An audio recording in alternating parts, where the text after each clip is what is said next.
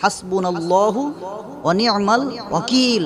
মানুষ যখন বিপদে পড়ে যায়, আপন বলতে পৃথিবীর জমিনে কেউ না থাকে, অথবা কোথাও গিয়ে সাহায্যের কোনো দরজা খুলে না পায়, মানুষের কাছে হাত পাতে মানুষ ফিরিয়ে দেয়। আপনজন, ভাই, বন্ধু বান্ধব সকলেই যখন ফিরিয়ে দেয়, তখন কিন্তু সকলেই ফিরিয়ে দিলে তার জন্য একটা ঘর বা একটা দরজা তখনও খোলা থাকে। সেই ঘরটা হলো বাইতুল্লাহ বা আল্লাহর ঘর, যে ঘরটা আল্লাহর দরজা। ঠিক আছে, দারুল্লাহ, আল্লাহর দরজাটা তার জন্য খোলা থাকে সব সময়, অল টাইম তার জন্য খোলা থাকে।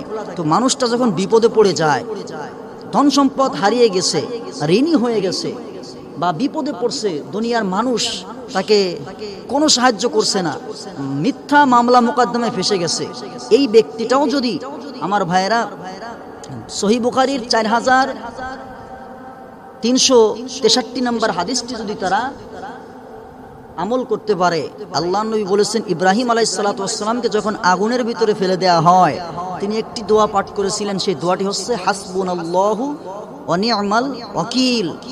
এই আয়াতটা পড়বে, আয়াতটার অর্থ হলো আল্লাহই আমার জন্য যথেষ্ট। এখন বলেন, এই আয়াতটি যদি কেউ পড়ে আল্লাহই আমার জন্য যথেষ্ট, তাহলে আল্লাহ কি তার দিকে তাকাবেন না?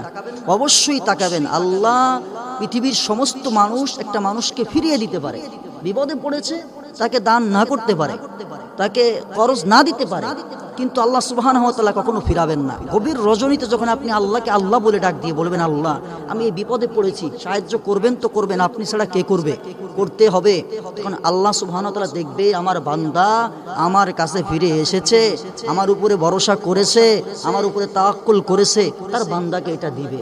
পুরুষ হোক মহিলা হোক, এই আমলটা করলে আল্লাহ সুবহানাহু ওয়া তাআলা তাদেরকে সাহায্য করবে।